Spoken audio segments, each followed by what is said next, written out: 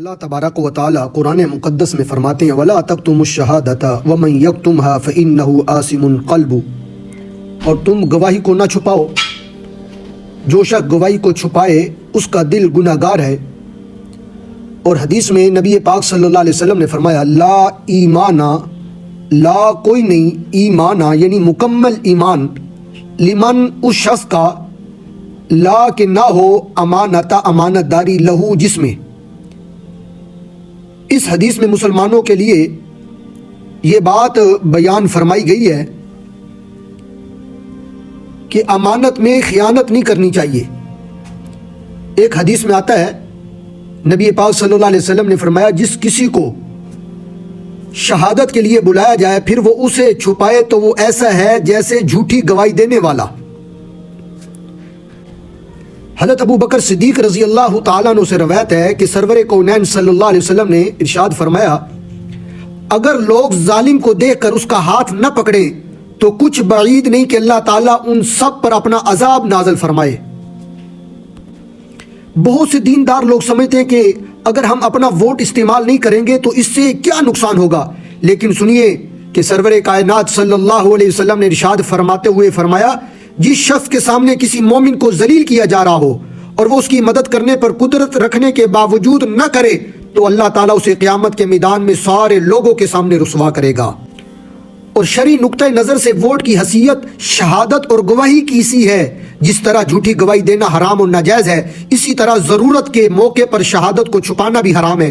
خود قرآن مجید میں اللہ کریم فرماتے ہیں وَلَا تَكْتُمُوا الشَّهَادَةَ وَمَنْ يَكْتُمْهَا فَإِنَّهُ آثِمٌ قَلْبُهُ، اور تم گواہی کو نہ چھپاؤ اور جو شخص گواہی کو چھپائے اس کا دل گناہگار ہے۔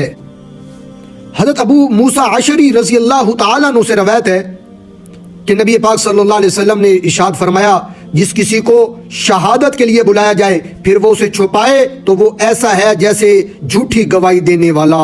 بلکہ گواہی دینے کے لیے تو اسلام نے اس بات کو پسند کیا ہے کہ کسی کے مطالبہ کرنے سے پہلے ہی انسان اپنا یہ فریضہ ادا کر دے، اس میں کسی کی دعوت یا ترغیب کا انتظار بھی نہ کرے۔ اسی طرح نبی پاک صلی اللہ علیہ وسلم نے فرمایا کہ میں تمہیں نہ بتاؤں کہ بہترین گواہ کون ہے؟ وہ شخص ہے جو اپنی گواہی کسی کے مطالبہ کرنے سے پہلے ہی ادا کر دے۔ ووٹ بھی اسی طرح ایک شہادت ہے۔ قرآن و سنت کے یہ تمام احکام اسی پر جاری ہوتے ہیں، لہٰذا ووٹ کو محفوظ رکھنا دینداری کا تقاضا نہیں، اس کا زیادہ سے زیادہ صحیح استعمال کرنا ہر مسلمان کا فرض ہے۔ یوں بھی سوچنے کی بات ہے کہ اگر شریف دیندار لوگ اس انتخابات کے ذریعے آ سکتے ہیں اس کا حل صرف یہ ووٹ ہے۔ آپ اس میں خیانت نہ کریں، اس کو صحیح استعمال کریں، اس کی صحیح گواہی دیں۔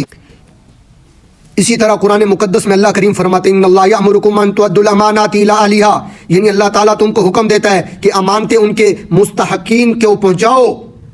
اسی طرح ووٹ بھی ایک شہادت اور امانت ہے، جس کے ہاتھ میں کوئی امانت ہے اس پر لازم ہے کہ یہ امانت اس کے اہل تک پہنچا دے۔ جس مقصد کے لیے یہ انتخابات ہو رہے ہیں اس کی حقیقت کو سامنے رکھیے۔ نمبر ایک، آپ کے ووٹ اور شہادت کے ذریعے جو نمائندہ کسی اسمبلی میں پہنچے گا وہ اس سلسلے میں جتنے اچھے یا برے اقدامات کرے گا ان کی ذمہ داری آپ پر عائد ہوگی، آپ بھی اس کے ثواب یا عذاب میں برابر شریک ہوں گے۔ نمبر دو، اس معاملے میں یہ بات خاص طور پر یاد رکھنے کی ہے کہ جو شخص ان معاملات میں کوئی غلطی بھی ہو جائے تو اس کا اثر بھی شخصی اور محدود ہوتا ہے، ثواب بھی محدود، عذاب بھی محدود، لیکن قومی اور ملکی معاملات سے پوری قوم متاثر ہوتی ہے۔ نمبر تین، سچی شہادت کا چھپانا از روئے قرآن کی روح سے حرام ہے، اس لیے یہ چھپانا بالکل قطعاً غلط ہے۔ نمبر چار، جو امیدوار نظریے اسلامی کے خلاف کوئی نظریہ رکھتا ہے اس کو ووٹ دینا ایک جھوٹی شہادت ہے جو گناہ کبیرہ ہے۔ نمبر پانچ، ووٹ کو پیسوں کے معاوضے میں دینا بدترین قسم کی رشوت ہے، اس لیے اس کو صحیح استعمال کیا جائے۔ وہ شخص سب سے زیادہ خسارے میں ہے جو دوسرے کی دنیا کے لیے اپنا دین کھو بیٹھے، تو اس لیے یہ امانت ہے، اس میں خیانت نہیں کرنی چاہیے۔